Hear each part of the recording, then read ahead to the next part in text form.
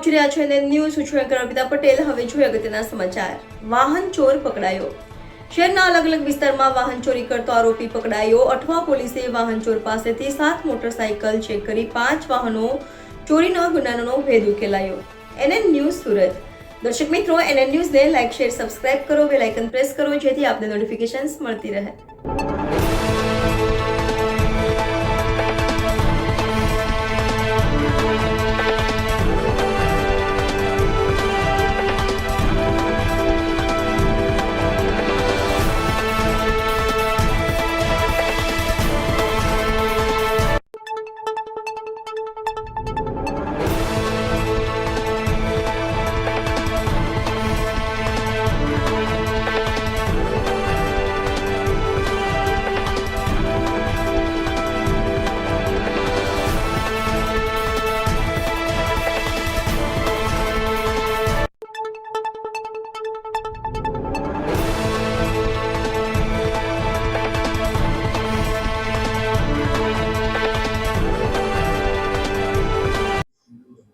सूरत city के अठवा police station विस्तार में एक साइन बाइक चोरी की फरियाद मिली थी। उस पर एफआईआर दाखिल की गई और बाद में सीसीटीवी से ट्रैक किया गया तो बहुत चक्कर कटाए।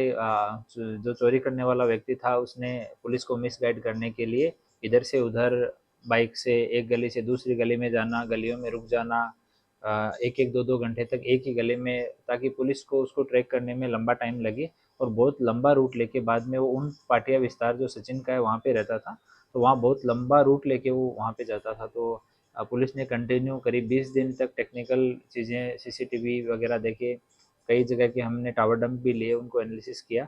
उसके बाद में एक व्यक्ति आइडेंटिफाई हुआ और रशीद पीरन शाह करके, ये उन पाटिया में रहता है और मूल रूप से ये बड़गांव जलगांव महाराष्ट्र का रहने वाला है।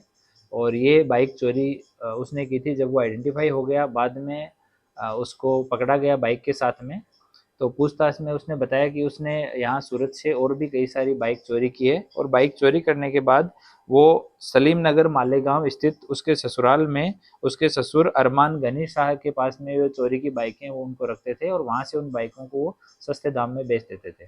तो अभी हमारी अठवा पुलिस स्टेशन की सर्विलेंस टीम वहाँ गई और वहाँ से 7 बाइक बरामद हुई, जिसमें 5 बाइक साइन बाइक है होंडा की, एक यूनिकॉर्न बाइक है और एक स्प्लेंडर बाइक है। वो साइन बाइक को इसलिए टारगेट करते थे क्योंकि उसका लॉक तोड़ना और स्टार्ट करके ले जाना उनके लिए बहुत ईजी था और आराम से वो सस्ते दाम में वहाँ पे बिक जाती थी। तो अभी 2 अठवा पुलिस स्टेशन के 2 गुना हैं वो डिटेक्ट हुए हैं, 2 गुना डिंडोली पुलिस स्टेशन के वो डिटेक्ट हुए हैं, एक सचिन जीआईडीसी पुलिस स्टेशन का है वो डिटेक्ट हुआ है। और जो रिकवर हुई बाइक है उनमें से एक बाइक है वो महाराष्ट्र मालेगांव में रजिस्टर्ड है, तो उसके जो मालिक है उसकी हम तपास कर रहे हैं। उसके बाद में वहाँ चेक करेंगे कि वहाँ एफआईआर हुई है या नहीं हुई है। अगर नहीं हुई तो वहाँ गुना दाखिल करवाएंगे। और अभी एक आरोपी जो है वो पकड़ लिया गया है और वो पुलिस की कस्टडी में है, पूछताछ चल रही है। और उसके ससुर जो दूसरे आरोपी हैं अरमान गनीश है, उसकी तपास के लिए टीम महाराष्ट्र में है। सर, ये बाइक कितने में बेचते थे और खरीदता कौन था ये, और फिर उसको कहाँ बेचते थे वापस? ये आगे का जो बेचने वाला पार्ट है वो इसका ससुर हैंडल करता था, पर एक बाइक 15,000 के लमसम ये लोग 15 से 20,000 के बीच में ये लोग बेचते थे, क्योंकि वो नंबर प्लेट इनको तोड़नी पड़ती थी, उसके बाद में ये लोग बेचते थे। तो बिना नंबर की, बिना कागजों की बाइक है तो 15-20 हज़ार रुपये में ये लोग बेचते थे। तो उसके ससुर जब हाथ में आ जाएंगे तो उसके बाद में सही कि अगला इनका कॉन्टेक्ट पॉइंट और कोई बीच में दलाल था, ये लोग ऑर्गेनाइज वे में काम करते थे या खुद दोनों ससुर और दामाद ही करते थे, इस चीज़ पे हम लोग तपास करते हैं। सर, खरीदता कौन था इसको? वो जब ससुर एक बार मिल जाएगा तो उसके बाद में जो आगे की कड़ी है वो उसके बाद में खुलती जाएंगी, तो उसके लिए हमारी टीम अभी काम कर रही है। ये आरोपी, इसका कोई बैकग्राउंड है? अभी बैकग्राउंड हुआ है, पहली बार ये अटक हुआ है और 7 बाइक इससे मिली हैं, तो 5 तो गुना ऑलरेडी 5 गुना हो गए हैं और एक मालेगांव में है गुना है, वो हम लोग चेक कर रहे हैं कि वहाँ पे एफआईआर रजिस्टर्ड है। सर, 7-7 बाइक ये रखता कहाँ? वह सारी महाराष्ट्र में, यहाँ से चला के सारी अपने ससुर के पास महाराष्ट्र ले गया। जैसे चोरी की वैसे ही उसी दिन या अगले दिन एक दिन वो पूरा पुलिस को चक्कर कटाने के लिए एक सूरत में इधर उधर चक्कर कटाता था और उसको मोस्टली सीसीटीवी के पॉइंट्स भी पता है कि कहाँ कहाँ पे सरकारी कैमरे लगे हुए हैं, कहाँ पे अच्छी क्वालिटी के कैमरे, तो उनको अवॉइड करके और एक गली में आधे घंटे तक रुक जाना ताकि पुलिस सोचे कि इस गली में गया लेकिन वापस नहीं आया, तो सीसीटीवी में पुलिस लंबे टाइम तक इंगेज रहे। तो इस तरह से ये पूरा इसका एमओ था और एक दिन पूरा लगाता था ये, जहाँ से चोरी करता था वहां से लेकर के अपने उन पार्टियां अपने घर तक जाने में पूरा एक दिन का टाइम लेता था इधर उधर चक्कर कटा के।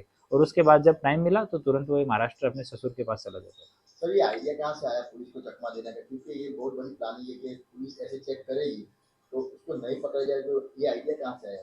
ये जो मीडिया में कई बार पुलिस के इंटरव्यू होते हैं कि किस तरह से आरोपी को पकड़ा था, सीसीटीवी सर्विलेंस कैसे होता है, तो ये सब सुन सुन के उसने खुद को अपडेट करता रहा।